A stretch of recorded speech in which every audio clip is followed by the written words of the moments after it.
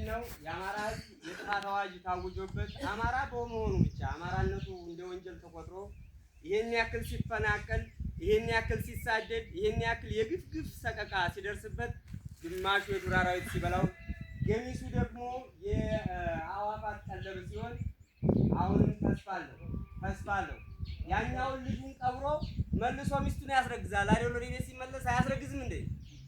ይሄው በዚህ ተስፋ ውስጥ ነን፣ በዚህ መከራ ውስጥ ነን፣ በዚህ ስቃይ ውስጥ ሆነን፣ በዚህ ሰቆቃ ውስጥ ነን። አሁንም ተስፋ አለን። ለምን?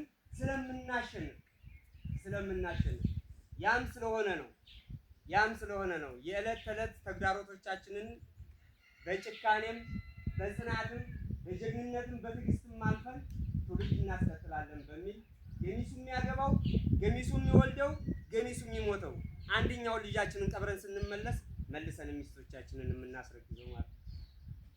ለዛ ነው ትውልድ ይቀጥላል። ጦርነትም ይሁን ሰላምም ይሁን ትውልድ ይቀጥላል። በቃ ይሄው ነው። እኔ የተሰጠኝ ርዕስ የፋኖ የህልውና ትግል መቼና እንዴት ተጀመረ፣ ለምንስ ተጀመረ የምትለው ርዕስ ላይ ነው የምነሳው። እንግዲህ ፋኖነት በእኔና በእናንተ ዘመን አይደለም የተጀመረው። ድሮ አባቶቻችን ጣሊያንን አንበርክከው ሲመልሷት ያችን ነጫጭማ አንገታች ደፍተው ሲመልሷት ስማቸው ፋኖ ነበር። በእርግጥ እነዛን ጀግኖች እና እኛን ማነሳሳት ይከብዳል። ይሄ ትውልድ ግማሹ ቤቱን አገባኝ እንቅልፍ ውስጥ ተቀምጦ በብርድ ልብስ ተሸፍኖ እያንኮራፋ ነው። ግማሹ ጫካ ብረት ለብሶ ድንጋይ ተንተርሶ ያድራል። ገሚሱ ይነግዳል፣ ገሚሱ ይጋባል፣ ገሚሱ ደግሞ ትግሉ ምቾት ሰጥቶት ይሰርቃል። የኛ ጉራማይ ነው። ግማሹ ባንዳ ሆኗል፣ ግማሹ ባሪያ ሆኗል፣ ግማሹ ተዋጊ። ያ ትውልድ ግን አጼ ምኒልክ ባሏቸው መሰረት የኢትዮጵያ ሕዝብ ሆይ በድዬ ከሆነ እሺ፣ አልበደልኩ ከሆነ ግን ጥቅምት እኩሌታ ድረስ ወረኢሉ ከተጠብቀኝ ብለው አንድም ቃሉን ያጠፋ አልነበረም። ወረኢሉ ከቶ ጠበቀ። ሕዝቡ ያችን ነጫጭባ ጣሊያንን ልክ አስገባት። ሀገሩን ነፃ አወጣ፣ ነፃነቱንም አወጀ። ጀግና ተብሎ ኢትዮጵያ በዓለም አደባባይ ላይ ሲመሰከረላት ድረስ የክብር ሞገሱን ደፍቶ ዛሬ ድረስ አለ።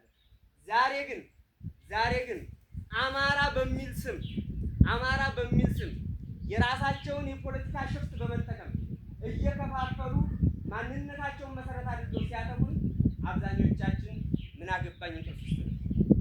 አብዛኞቻችን እንዳውም እኮ እኔን ራብ የሚሰቀየኝን ውርጁ፣ ቁሩ፣ ብዙ መከራው ተባዩ የሚያሰቃየኝን እቤቱ ነው የሚተቸለም እንደ ወገኖች አለሁ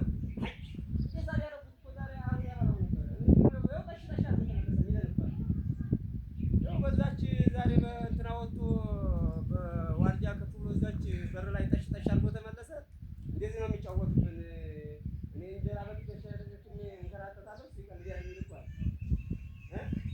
ጸበላ የምንላቸው ጎበዝ እሳት ነው የሚዘንበው እሳት ነው።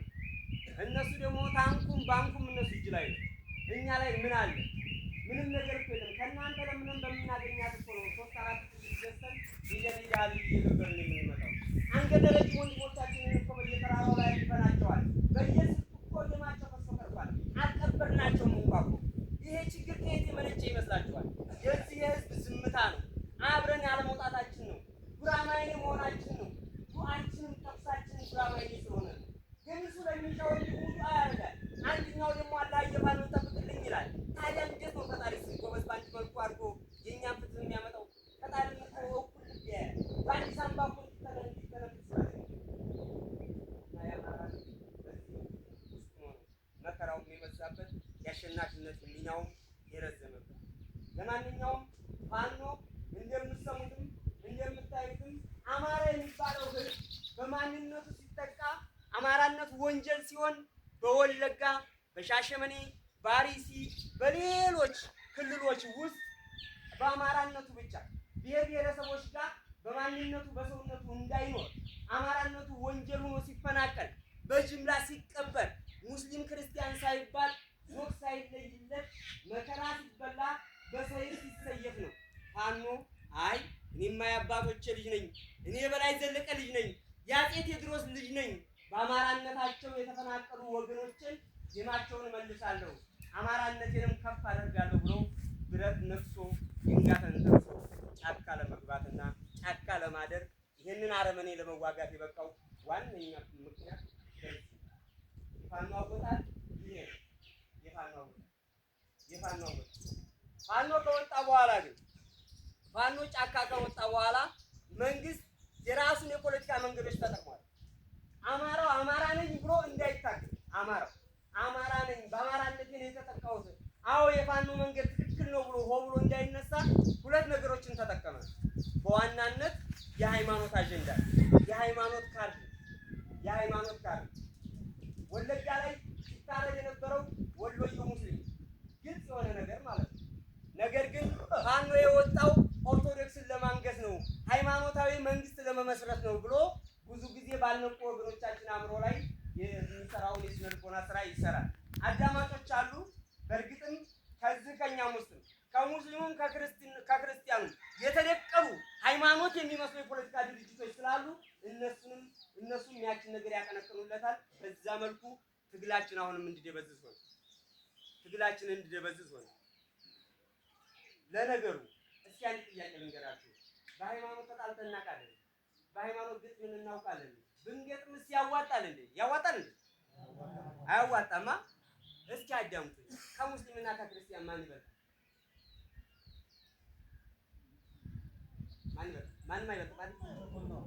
ማንም አይበልጥም አይደለ? ጎበዞች፣ ማንም አይበልጥም።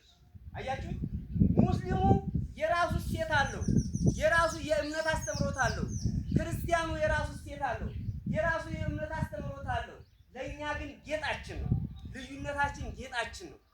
ከኦሮሞና ከአማራስ ማን ይበልጣል? ቋንቋን ከቋንቋ እምነትን ከእምነት ማስበለጥ ትክክል ነው እንዴ?